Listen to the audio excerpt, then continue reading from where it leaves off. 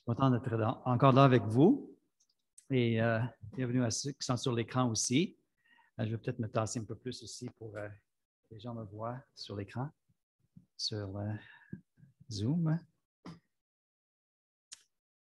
Bon, oui, c'est une joie de voir vos visages aussi. Des fois, quand on prêche, on voit juste les yeux, on ne voit pas trop les réactions des gens. Hein, donc, c'est gloire à Dieu qu'on a quand même certaines mesures qui nous permettent d'avoir cette connexion humaine qui fait du bien.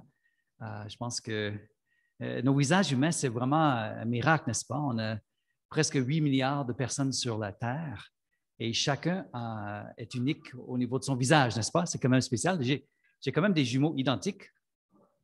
OK. J'ai quand même des jumeaux identiques qui se ressemblent drôlement. Ils sont vraiment...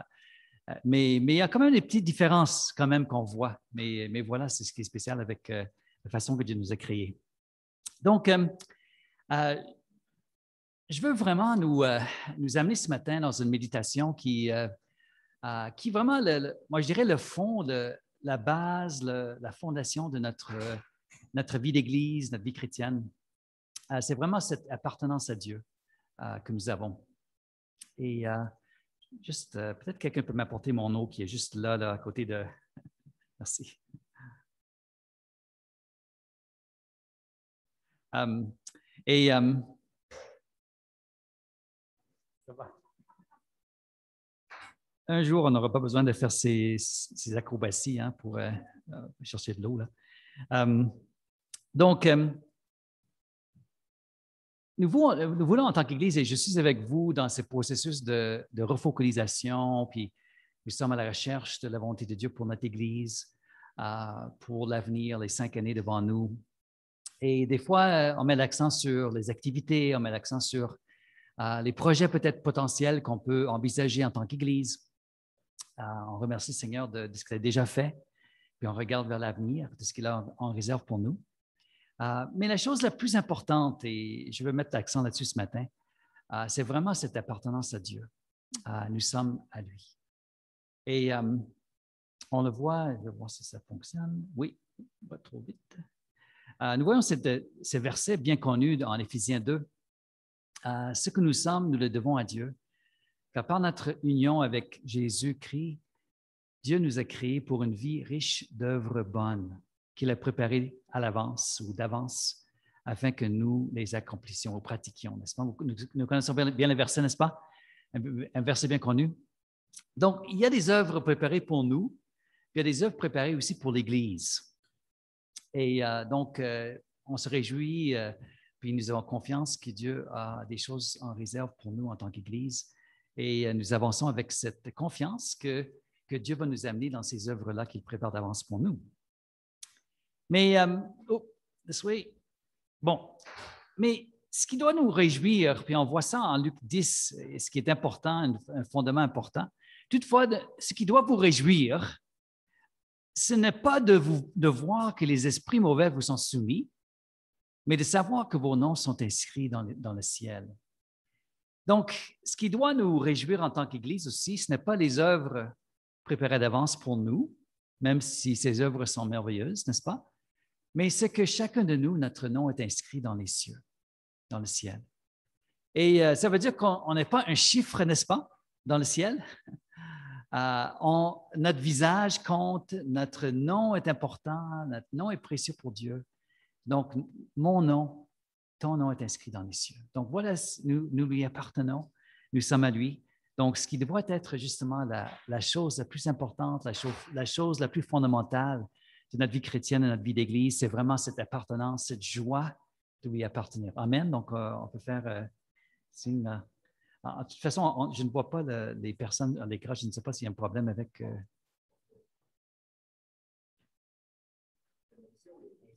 OK. Donc,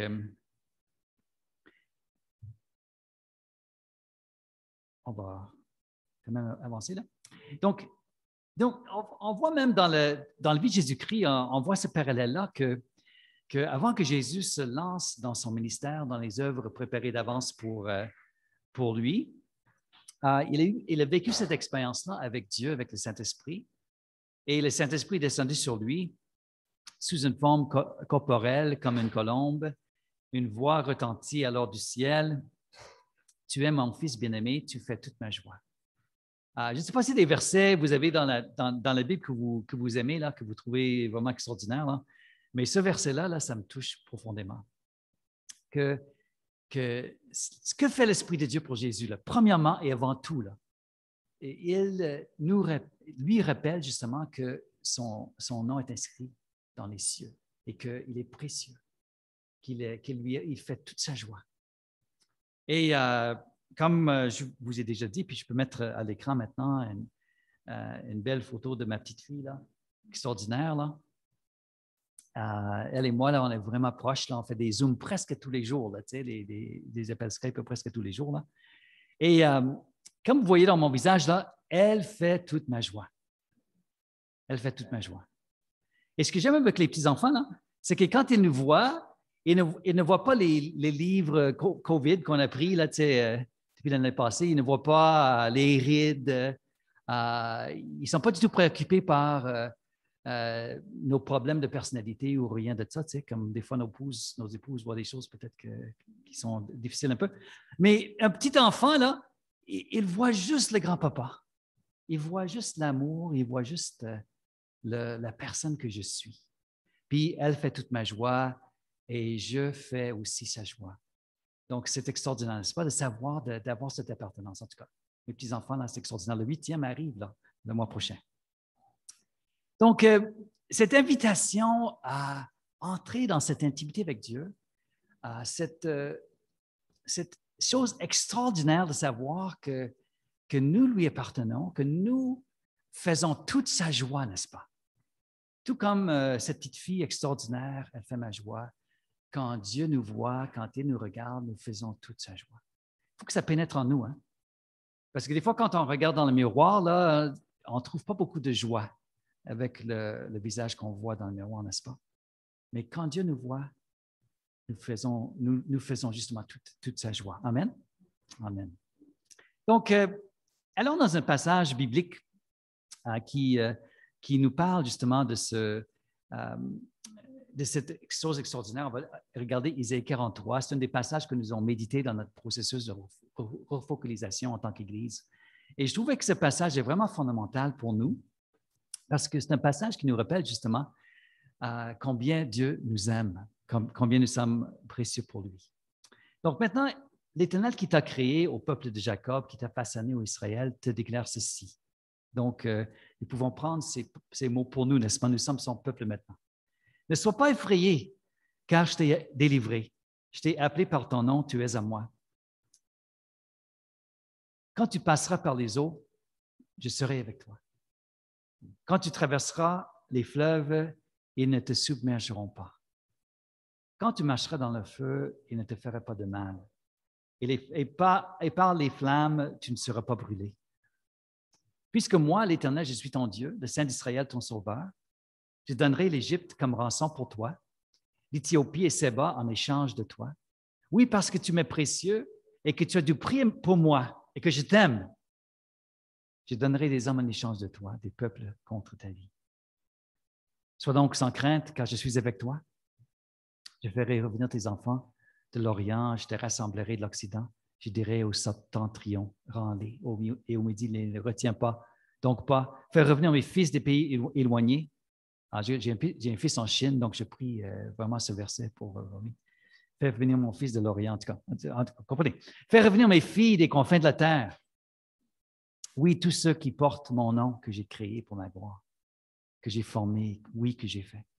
Laisse sortir le peuple qui est aveugle tout en ayant des yeux, qui est sourd, bien qu'il ait des oreilles, un peuple de témoins. Donc, le prochain verset parle justement de ces témoignages. Donc, ces premiers versets, comme on va voir, là, nous donne un portrait extraordinaire de ce Dieu qui nous aime, de combien nous sommes précieux pour lui.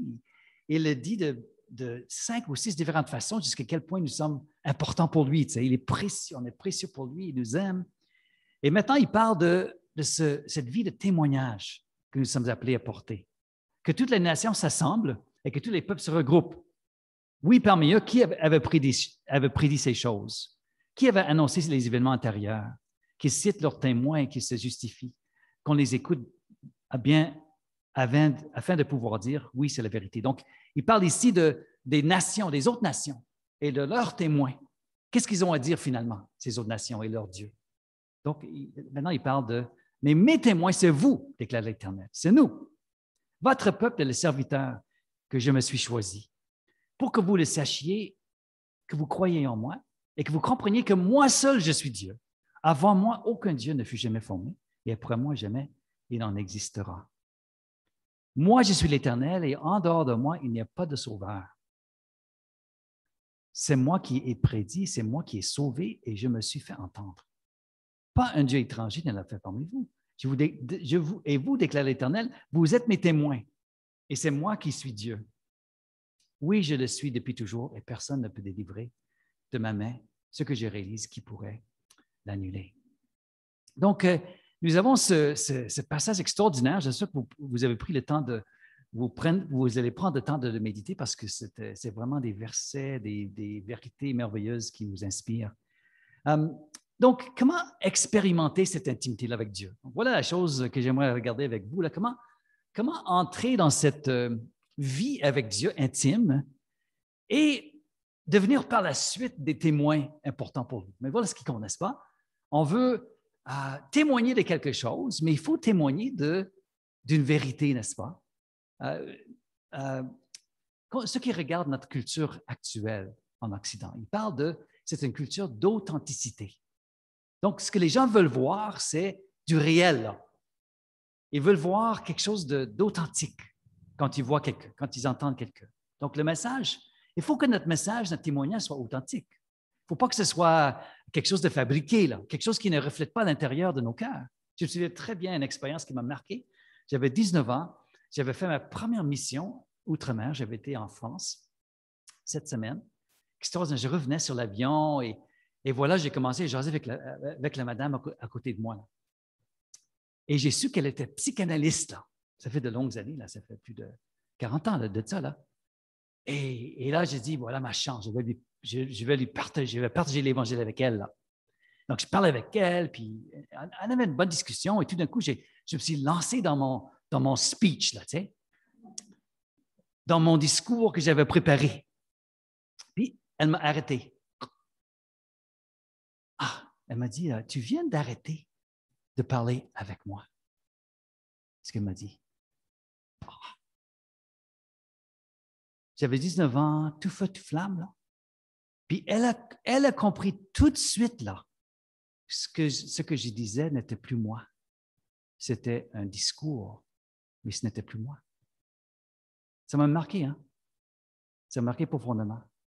Et j'ai compris que l'importance dans le témoignage, c'est que ça devienne vraiment du cœur, que ça ne vient pas de quelque chose de mécanique, là. Mais il faut que ce soit quelque chose d'organique qui sort de notre vie, de notre expérience de vie. Là. Et je peux vous dire, par exemple, quand même que j'ai pu changer d'orientation dans mon discours avec elle, puis j'ai quand même pu lui parler de différentes choses, mais vraiment du cœur et non pas de mon speech mémorisé, là. Mais ça m'a marqué profondément. Donc, il faut que ce témoignage découle de l'authenticité de qui je suis, de qui nous sommes. Amen? Donc, c'est ça que je prêche sur les Zooms. Là. J'ai tendance à faire ça maintenant. Là. En tout cas, merci pour ça sur Zoom. Je vois la main, là. Je vois la main, c'est bien. Donc, parlons justement de ce Dieu, cette intimité avec Dieu. Donc, c'est Dieu qui nous aime. Donc, on voit premièrement dans ce passage qui nous a créés, qui nous a façonnés. Donc, c'est ça qui est extraordinaire. Comme je disais, là, il a façonné vos visages. Là. Des fois, on voit le sens d'humour de Dieu, n'est-ce pas? C'est une farce, là. Mais il façonne nos visages, il crée notre personnalité. Là. Ce que je trouve extraordinaire, j'ai un petit garçon de 2 ans, là. Vous connaissez, parce que je parle toujours de mes petits-enfants dans mes prêches, là. Mais mon petit garçon de 2 ans, là, il a tellement une personnalité. Là. Mais d'où vient cette personnalité-là? Comment bâtir une personnalité dans 2 ans? Là? C'est impossible. Ça vient vraiment de Dieu. C'est Dieu qui met en nous cette étincelle de vie, d'humour, de personnalité, de ce qu'on voit dans les yeux, n'est-ce pas? Ça vient vraiment de Dieu. Il nous a créés, il nous a façonnés. Donc, nous voyons ce Dieu créateur qui est extraordinaire, qui nous aime. Donc, nous voyons ce verset dans le psaume 139, un psaume extraordinaire, n'est-ce pas, qui parle de ce Dieu qui nous façonne. Là. Tu m'as fait ce que je suis. Tu m'as tissé dans le ventre de ma mère. Je vois le ventre de ma bru là, qui fait comme ça là, de plus en plus. Là. Puis Dieu fait son œuvre, n'est-ce pas, de façonner cette petite fille là, qui arrive bientôt. Là. Et j'ai tellement hâte de la voir, là, de la prendre dans mes bras. Je te loue d'avoir fait de moi une créature aussi merveilleuse. Là. Donc, le défi pour vous cette semaine, regardez dans le miroir, là, puis dis ça, là. Je suis une créature merveilleuse. Tu fais des merveilles et je le reconnais bien. Donc, ce qui est extraordinaire, c'est de constater que Dieu nous a créés, que nous sommes précieux pour lui, qu'il savait ce qu'il faisait, n'est-ce pas, quand il nous a façonnés, là. Donc, voilà quelque chose d'extraordinaire, de constater que Dieu nous a créés, qu'il nous a façonnés. Donc, nous voyons deuxièmement dans ce passage qu'il veille sur nous. Donc, ce Dieu qui nous a créés, c'est un Dieu qui nous façonne aussi, qui veille sur nous. Tu passeras par les eaux, tu traverseras les fleuves, tu marcheras dans le feu. Donc, il parle de 3 épreuves qui nous dépassent, n'est-ce pas? 3 épreuves qui sont plus fortes que nous et notre capacité humaine. Qui passera par les eaux, là, les fleuves, le feu? Là? Nous n'avons pas la force humaine pour affronter ces choses. Ça n'existe pas dans l'être humain, là, cette capacité-là de passer par le feu sans être brûlé, là, ou de passer par les fleuves sans être noyé. Nous n'avons pas cette capacité-là. Mais Dieu, à cause qu'il est avec nous, là, je serai avec toi. Il nous garde dans ces épreuves-là. Il est avec nous dans ces moments d'épreuve. Amen. Amen. Il est avec nous dans ces temps d'épreuve. Il est là avec nous. Et voilà, grâce à lui, grâce à sa présence, nous passons à travers. Donc, on pourrait passer, n'est-ce pas, toute la journée en parlant de comment Dieu nous a accompagnés, n'est-ce pas, à travers les différentes épreuves de notre vie, n'est-ce pas? Comment il a été avec nous, là. Et s'il n'avait pas été avec nous, on aurait été submergés. On aurait été foutus, là, sans qu'il soit avec nous. Mais il est avec nous, il veille sur nous. Et on voit une autre chose dans ce passage extraordinaire, il dit, il n'y a pas de rançon trop chère pour nous racheter, là. Si on avait été kidnappés, j'ai des amis haïtiens qui ont été kidnappés, imaginez-vous, là. Ils ont dû payer un rançon là, pour être libérés. Mais quelle peine, quel traumatisme, n'est-ce pas, d'être kidnappé là. Mais si l'ennemi réussit à nous kidnapper avec ses mensonges, avec sa main cruelle, avec les épreuves des fois devant lesquelles nous succombons, là, Jésus vient pour nous libérer, n'est-ce pas? Il vient pour nous racheter. Puis il n'y a pas de prix trop élevé pour nous racheter, n'est-ce pas? Puis nous voyons, même dans ce passage ici, vous avez été libérés et rachetés, n'est-ce pas? De cette manière futile de vivre qui vous ont transmise vos ancêtres et vous savez à quel prix. Ce n'est pas par des biens périssables comme l'argent et l'or. Ce n'est pas donc des montants d'argent, là. Il a fallu que Christ, tel un agneau pur et sans défaut, verse son sang précieux en sacrifice pour nous. Voilà le prix qu'il a payé pour nous racheter. Voilà le prix qu'il a payé. Donc, il n'y a pas de prix trop élevé jusqu'à envoyer son Fils pour nous aimer. Donc, notre témoignage, là, notre message que nous proclamons à des gens, là, il y avait une jeune femme assise à côté ici, là, j'ai pensé à elle en passant, là, elle avait l'air déprimée, là. Juste ici à côté, là. J'ai dit, mais Dieu l'aime, là, et Dieu, il a versé son sang pour elle, pour la délivrer de ses angoisses, de ses peines, de ses difficultés, là. Le sang précieux en sacrifice pour nous. Quel prix extraordinaire. Et les peuples qu'il donne pour nous, là, dans ce passage ici, on voit l'image que Dieu est prêt à donner les peuples en échange pour le peuple d'Israël, là, mais j'aime changer peut-être un peu cette perspective-là. Ce n'est pas que Dieu donne des peuples contre nous, n'est-ce pas, pour nous sauver, mais il donne des peuples pour nous maintenant. Donc, le plein accomplissement du message de Dieu, la bonne nouvelle de l'Évangile, c'est qu'il veut gagner toutes les nations. Il ne veut pas juger les nations, n'est-ce pas? Il ne veut pas condamner la nation, mais il veut sauver les nations. Il veut donner les peuples maintenant pour nous. Le peuple québécois soit donné pour nous, pour nous, avec nous. Donc, ce n'est pas contre notre vie, mais c'est pour se joindre à nous dans notre vie qu'il veut donner les peuples. Amen. Voilà la grande vérité biblique que nous voyons dans ce passage. Donc, Dieu veut libérer les gens. Donc, c'est extraordinaire cette vision, nous voyons dans ce passage de libération. Donc, et nous voyons l'image ici qui veut libérer nos enfants. Et si vous avez des enfants qui sont loin du Seigneur, là, vous savez combien ce verset nous touche, n'est-ce pas? J'en ai deux, là, 2,5. Là. Et j'ai prié pour eux qu'ils soient libérés, qu'ils reviennent. Et quelle joie ça va être un jour là, de prendre ces enfants dans mes bras là, quand ils reviennent à moi, puis ils reviennent au Seigneur. Fais revenir mes fils. Fais revenir mes filles. Amen. Donc, cette prière fait vibrer vos cœurs aussi. Fais revenir mes enfants. Mais ça va plus loin que ça aussi. Hein. Et des fois, je pense à ça. J'ai regardé une émission, mon épouse et moi, puis c'était l'émission, il parlait de deux frères qui avaient été séparés comme enfants. Un des frères avait été kidnappé, puis le frère aîné se sentait responsable parce qu'il était là en train de jouer, puis là, le kidnappeur a pris son frère. Puis il s'est engagé, ce jeune homme-là, à consacrer toute sa vie à retrouver son frère qui avait été perdu, là, qui avait été volé. Là. Donc, toute sa vie, il est devenu policier, puis il a fait tout ce qu'il pouvait. Il a passé des années, je pense presque une quinzaine d'années à la recherche de son frère, là, parce que son frère avait été perdu. Et la consécration, l'engagement de cet homme-là à trouver son frère, puis la scène, là, lorsqu'il a finalement découvert son frère, et les larmes qui ont coulé, là, quand ils se sont reconnus frères, après une quinzaine d'années, là, c'est incroyable. J'ai pleuré comme un bébé en voyant ces deux frères pleurer. Là. Extraordinaire. C'est juste une série à la télévision, là. Mais j'ai des voisins, là, surtout un voisin qui s'appelle Christophe, là. Et j'ai dit, mais c'est mon frère perdu, là. Puis il ne sait même pas. C'est mon frère perdu, il ne sait même pas que c'est mon frère perdu. Et quelle joie ça va être un jour, là, quand il constate. Tu es mon frère. Je suis ton frère. Quelle joie ça va être de s'embrasser là, comme frère perdu. Là.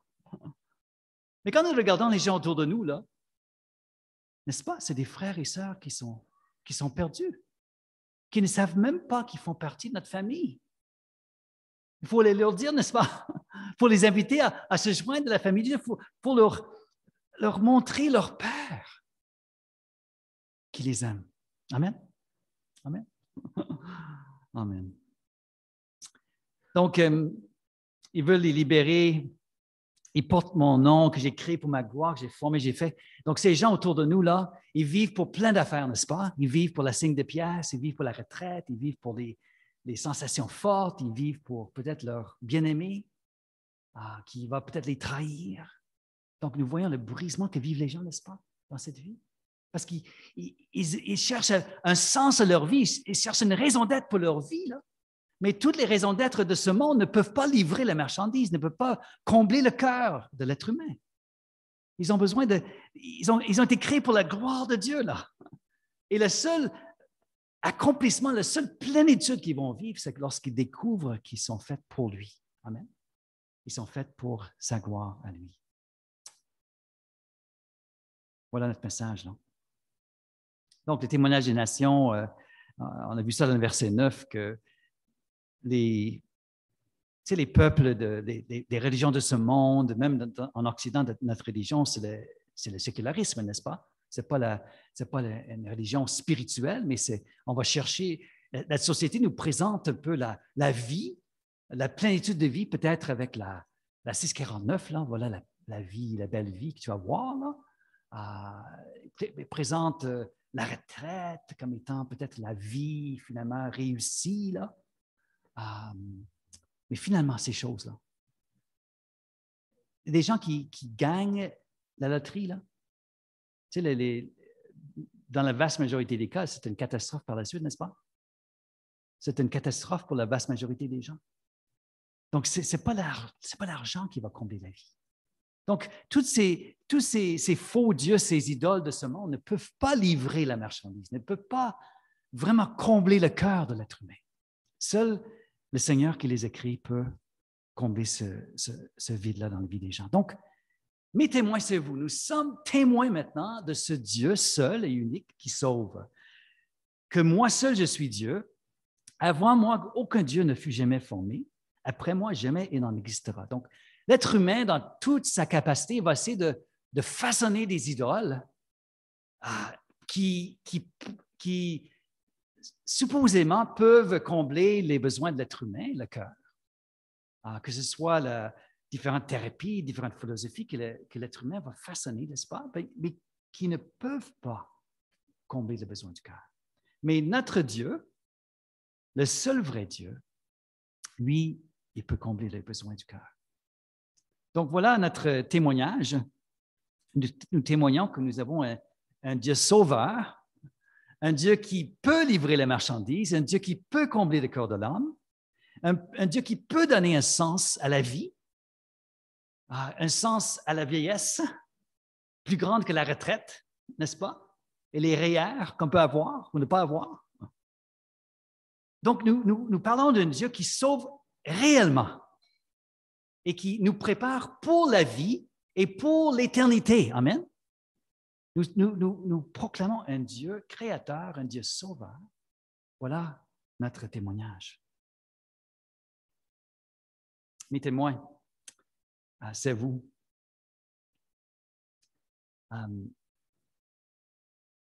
En dehors de moi, pas de sauveur. Donc, acte 4 aussi, on voit que le peuple, l'Église primitive, et au nom de Jésus-Christ de Nazareth, que nous avons agi, ce que Jésus, que vous avez crucifié, que Dieu a ressuscité, c'est grâce à lui que cet homme qui se tient là debout devant vous en bonne santé. Donc, nous proclamons Jésus-Christ ressuscité, crucifié, ressuscité, source de vie, la pierre rejetée, n'est-ce pas? Le prochain verset. La pierre rejetée par les constructeurs, que j'ai devenue la pierre principale, la pierre d'angle. Dieu n'a jamais donné, la fin du verset 12, le nom d'aucun autre homme par lequel nous devions être sauvés. Donc, c'est le nom qui sauve. C'est le nom qui sauve. C'est le sauveur, la pierre principale. C'est la seule pierre de fondation sur laquelle nous pouvons construire une vie. Et même une société aussi. Même une culture. Hein? On peut essayer de construire la vie, une société sur d'autres fondements, mais finalement, ces fondements vont s'écrouler. Le seul fondement solide, la seule pierre d'angle, la pierre principale, c'est Jésus-Christ. Nul autre nom. Donc, juste pour terminer ce matin, là, c'est moi qui ai sauvé. Vous êtes mes témoins. Ce que je réalise, qui pourrait l'annuler? Donc, juste un petit mot d'encouragement pour nous en tant qu'Église. Dieu veut réaliser les choses en nos vies et à travers nos vies. Ce Dieu sauveur, ce Dieu créateur, ce Dieu Père, ce Dieu qui nous aime, il a des projets qu'il veut réaliser. J'aime beaucoup à la découverte de son projet, n'est-ce pas? Et on va découvrir son projet et qui pourrait annuler son projet à lui, ce qu'il veut réaliser. Là. Donc, cette confiance en Dieu qui nous a aimés, qui a été fidèle à cette assemblée, il y a des projets aussi vers lesquels il veut nous diriger. Il veut nous impliquer dans ces projets-là. Puis le fondement de ce projet, comme ces versets nous montrent ici, là, c'est premièrement de savoir que je suis précieux aux yeux de Dieu. Tu m'es précieux, tu as du prix pour moi et que je t'aime. Donc, ça, c'est la première chose. Ça, c'est le fondement. Ça, c'est la source de tout. Là.